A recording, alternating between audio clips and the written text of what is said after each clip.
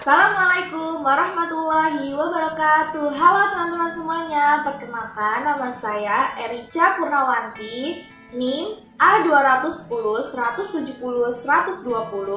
Saya mahasiswi Pendidikan Akuntansi Universitas Muhammadiyah Surakarta. Vlog pembelajaran kali ini saya akan membahas tentang materi pengantar akuntansi. Mohon disimak ya teman-teman semuanya. Silakan disimak. Di vlog pembelajaran kali ini saya akan menjelaskan tentang pengantar akuntansi. Pengantar akuntansi itu digunakan oleh siswa-siswi yang akan memasuki SMK akuntansi, di mana kelas 10 itu akan mempelajari tentang akuntansi dasar. Maka dari itu di sini sebelum kalian mengetahui lebih lanjut apa sih akuntansi itu, kayak gimana sih, susah apa enggak sih, sebenarnya kalian itu sering menjumpai di kehidupan kalian loh guys. Karena oleh sebagian besar masyarakat, akuntansi itu dipandang sebagai suatu disiplin yang bersifat sangat teknis, yang hanya bisa dipahami oleh akuntan-akuntan yang profesional. Padahal dalam kenyataannya hampir setiap orang mempraktekkan sebagian dari teknik-teknik akuntansi dalam aktivitasnya sehari-hari. Nah, jadi itu sebenarnya itu di kehidupan kalian itu kalian sudah mempelajari tentang akuntansi, walaupun memang tidak diperbukukan secara rinci guys, seperti itu. Sebelum lanjut nih, kalian harus tahu akuntansi itu apa sih? Di sini saya akan menjelaskan tentang pengertian akuntansi. Akuntansi adalah proses yang diawali dengan mencatat, mengelompokkan, mengolah, menyajikan data, serta mencatat transaksi apapun yang berhubungan dengan keuangan. Sampai situ paham kan ya guys? Jadi itu akuntansi itu proses-proses di mana kita mencatat yang berhubungan dengan keuangan, terus kita mengelompokkan apa aja sih yang kita keluarin itu apa aja. Nah, di akuntansi ini tuh harus dikelompokkan, jadi tidak boleh secara sembarangan, karena akuntansi itu secara urut sampai akhirnya kita menemukan suatu hasil yang biasanya tuh hasil tersebut kita anggap sebagai laba kalau misalnya kita berjualan ya guys. Terus fungsi akuntansi ini penting untuk memberi informasi dan sebagai bahan pengambilan keputusan. Maksudnya di sini itu jika kalian berada di perusahaan, kalian memegang keuangan perusahaan, atau kalian sebagai akuntan, kalau kalian di perusahaan nih, terus kalian itu bekerja sebagai akuntan perusahaan tersebut.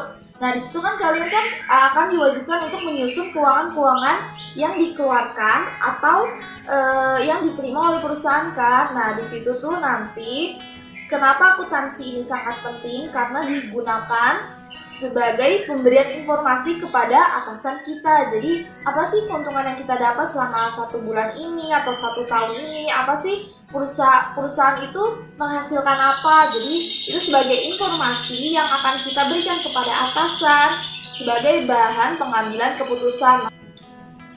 Di sini kan kalian sudah saya jelaskan pengertian akuntansi itu apa. Kita lanjut ke proses akuntansi. Proses akuntansi itu adalah proses pencatatan dari awal hingga selesai akuntansi tersebut, hingga menghasilkan suatu hasil. Hasil tersebut itu bisa laba dan bisa rugi.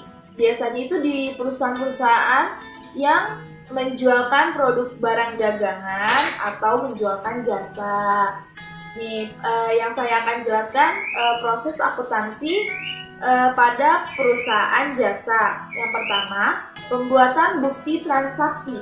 Maksudnya pembuatan bukti transaksi di sini adalah jika perusahaan kalian mengeluarkan uang atau menerima uang, kalian harus membuat bukti transaksi tersebut. Sehabis kalian mempunyai bukti-bukti nih yang akan kalian catat. Sehabis bukti tersebut terkumpul semua di akhir periode atau akhir tahun. Tapi ada juga perusahaan yang mencatat itu per bulan, ada juga yang setengah tahun dan ada juga yang setahun. Itu tergantung perusahaan masing-masing ya teman-teman sekalian. Kan tadi pembuatan bukti transaksi. Terus yang kedua, membuat jurnal atau buku harian atas transaksi yang terjadi sesuai berdasarkan tanggal transaksi. Nih, contohnya seperti ini. Jika di tanggal 1 tersebut perusahaan kalian membeli barang dagangan ke perusahaan A senilai 1 juta di tanggal 1, itu kan kalian udah mempunyai bukti transaksi itu. Nah, terus ada lagi di tanggal 1 perusahaan kalian membeli barang dagangan ke perusahaan B. Jadi kan di tanggal 1 kalian mempunyai transaksi yang ada 2. Nah, itu harus dikelompokkan sesuai tanggal. Jadi setiap transaksi yang kalian terima atau yang kalian berikan, yang kalian keluarkan atau yang kalian terima, itu akan kalian catat urut sesuai tanggal transaksi atau tanggal kejadian tersebut. Nah, habis kalian catat di jurnal atau buku harian setelah kalian catat di jurnal, terus kalian harus melakukan pemindah bukuan jurnal ke buku besar. Kenapa sih harus dipindah ke buku besar? Karena supaya lebih mudah lagi dijurnalkan. Kalau di jurnal harus urut sesuai tanggal. Tetapi pembeliannya itu ngacak gitu loh guys. Tetapi kenapa sih harus dicatat ke buku besar? Supaya lebih rinci dan lebih mudah dipahami. Jadi misalkan nih, kalian membayar listrik di tanggal 2 nih guys. Terus kalian akan membayar lagi di tanggal 4. Kan kalau di jurnal yang tadi kan kalian harus mencatatnya sesuai tanggal. Kalau di buku besarnya ini kalian harus mencatat sesuai nama akunnya guys. Jadi tuh nama akunnya itu ceritanya biaya telepon dan listrik. Nah, semua biaya yang berhubungan dengan telepon dan listrik harus kalian jadikan satu. Jadi walaupun tanggalnya berbeda-beda, tetapi akunnya harus sama. Itu yang dinamakan pemindah bukuan jurnal ke buku besar. Jadi kalau misalnya di jurnal itu pencatatan sesuai tanggal. Kalau misalkan di buku besar itu kalian lebih rinci lagi pencatatannya sesuai akun. Jadi setiap masing-masing akun, setiap pengeluaran walaupun tanggalnya pengeluaran berbeda-beda, tetapi satu akun kalian harus mengelompokkannya di buku besar. Sehabis di buku besar kalian harus membuat ayat jurnal penyesuaian.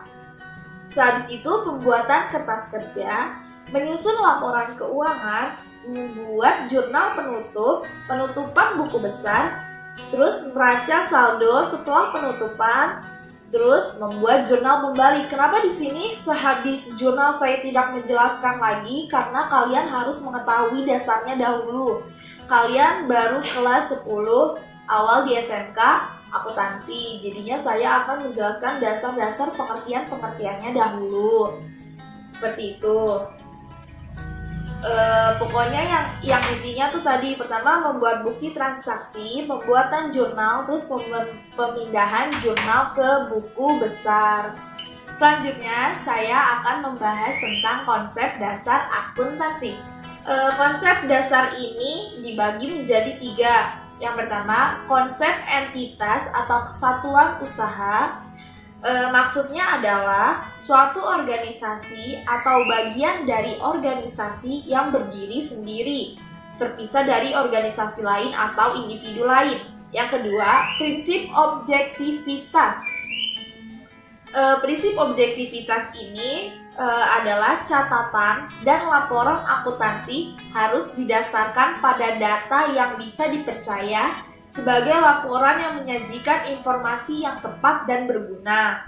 Terus yang ketiga, prinsip cost atau prinsip biaya. Itu biasanya menetapkan bahwa harta atau jasa yang dibeli atau diperoleh harus dicatat atas dasar biaya yang sesungguhnya. Itu pengertiannya ya teman-teman. Terus kita lanjut ke persamaan dasar akuntansi. Persamaan dasar akuntansi adalah sebuah hubungan antara harta, hutang, dan modal dari sebuah perusahaan. Jadi persamaan dasar akuntansi ini gabungan antara hutang, modal, sama harta yang dimiliki oleh perusahaan ya teman-teman. Terus persamaan dasar akuntansi ini mempunyai unsur. Apa aja sih unsur-unsurnya? Unsur-unsur persamaan dasar akuntansi yang pertama, aktiva atau aset. Yang kedua, kewajiban hutang liabilitas. Yang ketiga, modal atau ekuitas. Yang keempat, pendapatan. Yang kelima, beban. Dan yang keenam, price. Oke teman-teman, sampai sini saja penjelasan materi pengantar akuntansi dari saya. Mohon maaf apabila banyak kesalahan kata, kurang lebihnya saya minta maaf. Wassalamualaikum warahmatullahi wabarakatuh. Dadah, terima kasih semuanya.